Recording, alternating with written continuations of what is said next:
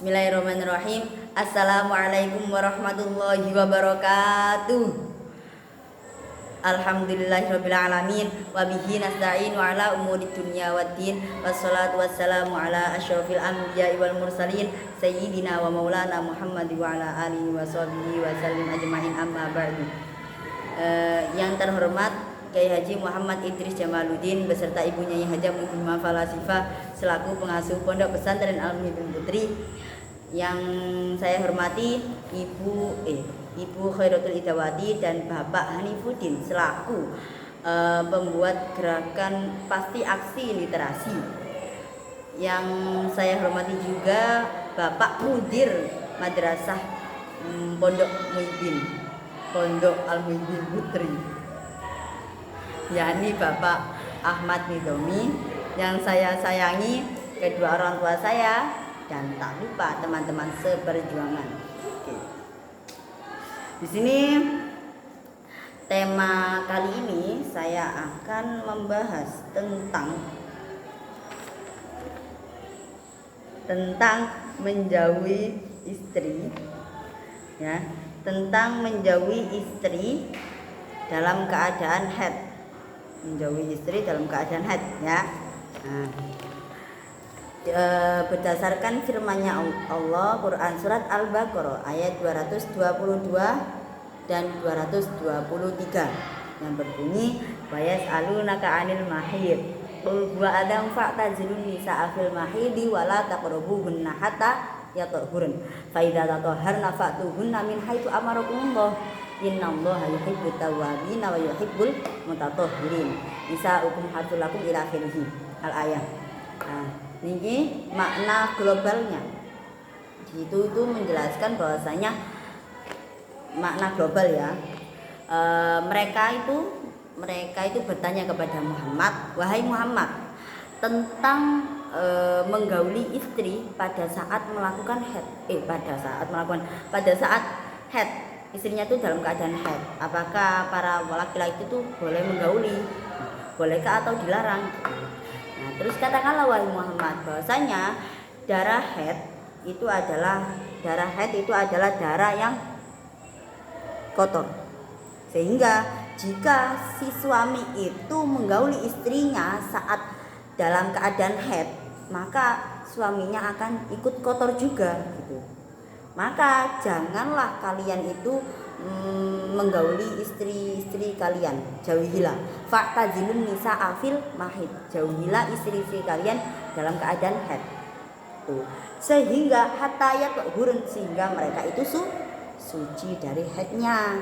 Maka fa'idza tatahharna fa'tuhunna, maka pergaulilah istri-istri kalian ketika telah suci. Fa'tuhunna min haitsu amarakumullah, dengan perintah Allah, sesuai dengan perintahnya Allah. Yang dikehendaki Allah itu kan menggauli istri itu dalam tempat yang tempatnya, yakni apa? Kubulnya, bagian kubulnya, bukan duburnya. Terus Quran surat Al-Baqarah ayat 223. Oh ya, bahwasanya itu istri itu adalah ladang bagi apa? Istri itu adalah ladang bagi si suami untuk bercocok tanam. Jadi di sana itu menghasilkan anak dan janin-janin itu, ya. Terus asbabun nuzulnya diriwayatkan dari Anas radhiyallahu anhu bahwasanya kaum Yahudi ketika istrinya haid itu tidak diajak makan bersama, minum bersama, tidak diajak bergaul bersama di satu rumah, di dalam rumah, itu tidak, kayak emang dijauhi gitu loh. Terus lalu turunlah ayat wa yas'alunaka 'anil mahid qul huwa adam fa'tazilun ila akhirih al-ayah, bahwasanya darah haid itu darah yang kotor. Maka jauhilah perempuan-perempuan yang dalam keadaan haid sehingga dia suci. Maka ketika suci itu bersetubuhlah. Itu sesuai perintahnya Allah. Lalu setelah turun ayat itu, Nabi Rasulullah itu berkata kepada mereka itu kaum Yahudi bahwasanya menyuruh mereka untuk makan bersama dengan anak-anaknya, dengan istri-istrinya. Makanlah bersama, minumlah bersama, bergaulah bersama di dalam satu rumah gitu. Kecuali bersetubuh. Pokok jangan bersetubuh gitu katanya Nabi. Terus asbabun nuzul yang diriwayatkan dari Jabir radhiyallahu an itu bahwasanya ketika orang Yahudi itu berkata, barang siapa yang menjima bersetubuh istrinya, menyetubuhi istrinya di tempat yang tidak semestinya, yakni di tempat duburnya wanita, maka anaknya akan menghasilkan mata yang juling, matanya kerok. Oke. Nah, terus lalu turunlah ayat Al-Baqarah ayat 223, yakni nisaukum harsul lakum fa'tu harsakum annasyitum waqad dimuli anfusikum ila akhirih. Bahwasanya wanita itu, istri itu adalah tempat ladang bagi para kalian, para suami kalian. Maka bercocoklah tanam di sana dengan sesuai perintahnya Allah, dengan sesuai yang apa yang kamu hendaki. Terus asbabun nuzul, langsung lanjut kandungan hukum. Kandungan hukum yang pertama, apa saja yang harus dihindari ketika wanita itu haid.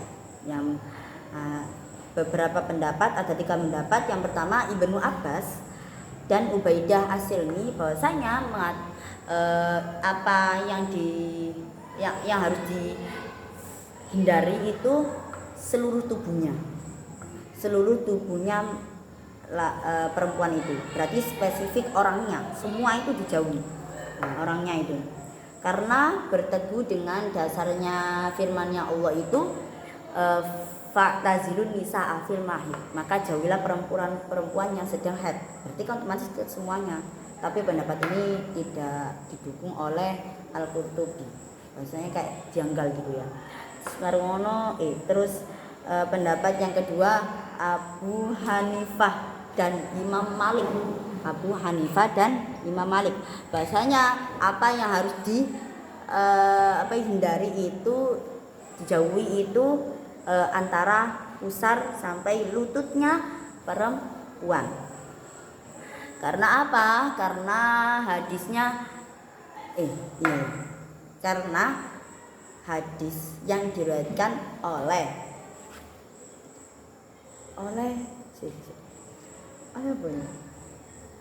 Ummu Salamah. Hadis yang diriwayatkan oleh Ummu Salamah bahwasanya hadis yang diriwayatkan oleh Aisyah bahwasanya Aisyah itu pernah mandi bersama Nabi Muhammad, bersama itu loh, mandi junub. Terus Nabi itu menyuruh Aisyah untuk memakai kain cawat, tapi Nabi itu memeluk Aisyah dalam keadaan haid. Terus yang ketiga mazhab Syafi'i. Mazhab Syafi'i itu mengatakan bahwasanya yang harus dijauhi adalah farjinya saja, vaginanya wanita. Karena apa? Karena hadis sabdanya Nabi, isna'u kulla syai'in illa nikaha. Bahwasanya berbuatlah apa saja kecuali nikah. Nikah itu apa? Bersetubuh. Nah, bersetubuh kan spesifiknya kan ke vagina. Maka yang diharamkan menurut mazhab Syafi'i adalah vaginanya saja. Nah, tarjihnya itu pendapat yang unggul itu terdapat di pendapat yang kedua, pendapatnya Abu Hanifah dan Imam Malik, bahwasanya yang harus dijauhi ketika wanita haid itu adalah antara pusar dan lutut. Oke, langsung lanjut kandungan hukum yang kedua. Kafar, denda bagi laki-laki yang menyetubuhi istrinya dalam keadaan haid. Itu ada 2 pendapat. Yang pertama pendapat jumhur, yakni Imam Syafi'i, Imam Malik dan Imam Ahmad, itu bahwasanya tidak ada denda sama sekali, tapi harus bertaubat dan beristighfar, ya, harus bertaubat dan beristighfar. Terus yang pendapat kedua itu Imam Ahmad. ada dendanya itu 1 dinar atau setengah dinar. Karena Nabi itu bersabda, ya tasodaku bidinarin au nisfi dinarin, yakni bersedekahlah 1 dinar atau setengah dinar. Di riwayat lain bahwasanya mengatakan 1 dinar itu ketika menyetubuhi istrinya itu saat haidnya itu, darah haidnya itu masih keluar, masih ada. Sedangkan kalau setengah dinar itu menyetubuhi istrinya ketika darahnya itu ketika darahnya itu telah berhenti tapi belum bersuci gitu, kayak masa menunggu biasanya kalau wanita itu loh. Terus yang ketiga, kandungan hukum yang ketiga, berapa sih masa lama haid itu ya, berapa itu ya, ini kita ungkap. Di sini ada 3 pendapat. Yang pertama Abu Hanifah dan Ats-Tsauri. Nah, lama masa, minimal masa haid menurut Abu Hanifah Ats-Tsauri itu 3 hari, maksimalnya itu 10 hari. Karena hadis riwayat Ummu Salamah bahwasanya haid paling sedikit itu 3 hari, paling banyak itu 10 hari. Sedangkan menurut Imam Asy-Syafi'i dan Imam Ahmad itu mengatakan bahwasanya minimal haid itu 1 hari 1 malam, yang paling banyak itu 10 hari. Karena kok 10, paling banyak itu 15 hari. Karena hadisnya Nabi karena hujahnya Imam Syafi'i itu hadatsana syatro, hadatsani pokok ada syatro umriha la tusolli. Nah, syatr di sini menurut Imam Syafi'i itu setengah, maksudnya setengah itu kayak setengah bulan itu. Jadi kan 15 hari. Masa haidnya itu kadang-kadang itu ada yang 15 hari, ada yang lebih. Ya Mbak Yuna, lebih 15 hari biasanya. Ada yang sampai lebih 15 hari sampai gitu. Terus menurut Imam Malik, pendapat yang ketiga bahwasanya tidak ada waktu pendeknya masa haid, minimal maksimal itu tidak ada, tapi dihitungnya itu dari kebiasaan si perempuan itu tadi haid. Terus yang kedua, yang keempat, ini yang paling tarjih itu Imam Syafi'i dan Imam Ahmad loh ya. Terus yang keempat itu kandungan hukum yang keempat apa? Kapan sih bisa menggauli istrinya gitu, kapan bisa menggauli istrinya, kalau setelah haid atau sudah haid gitu loh. Nah, terus ada 3 pendapat. Yang pertama itu menurut Abu Hanifah bahwasanya mungkin ini perkhilafan pendapat itu karena adanya firman-Nya Allah itu kan hatta yatahurun fa idza tatahharna. Dengan kata-kata itu, dengan firman-Nya Allah itu, semua para ulama itu berbeda pendapat.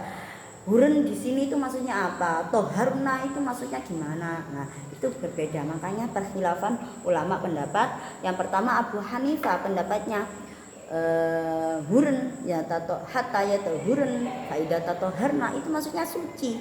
Suci itu maksudnya apa sih? Suci, darahnya tuh berhenti. Berarti meskipun dia belum bersuci, belum mandi, pokok darahnya berhenti itu boleh disetubui. Itu menurut Abu Hanifah. Nah, dengan syarat jika dia itu melebihi 10 hari. Kan tadi Abu Hanifah paling maksimal masa haidnya kan 10 hari ya.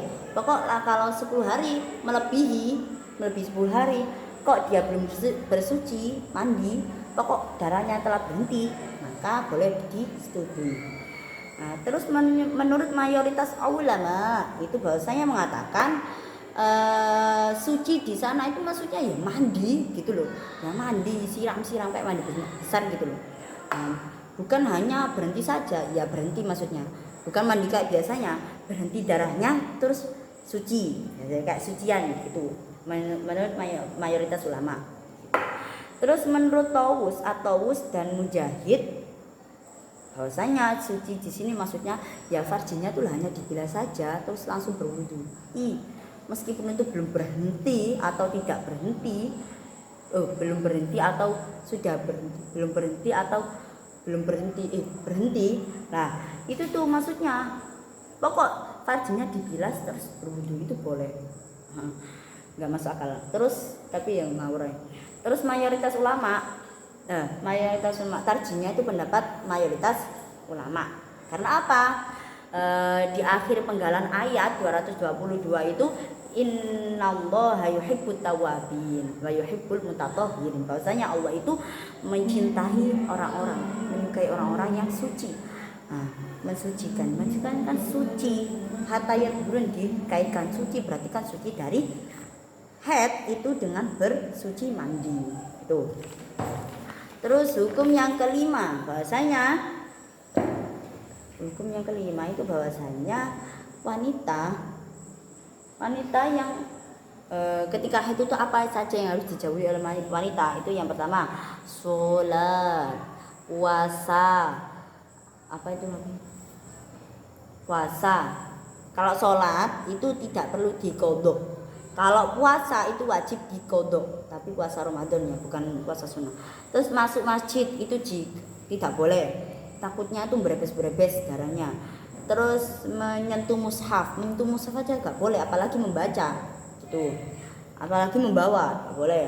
Terus tawaf, makanya itu kalau haji itu biasanya kalau perempuan tuh minum pil yang mencegah haid, biar haidnya itu tertunda, biar hajinya itu bisa gitu terlaksana. Soalnya kalau tawaf, haji tanpa tawaf ya nggak sah gitu. Terus jima, ya bersetubuh itu nggak boleh, kayak tadi yang diterangkan. Oke, sekian dari saya penjelasan menjauhi wanita saat haid. Semoga bermanfaat. Apabila ada kata atau salah tingkah mohon dimaafkan. Assalamualaikum warahmatullahi wabarakatuh.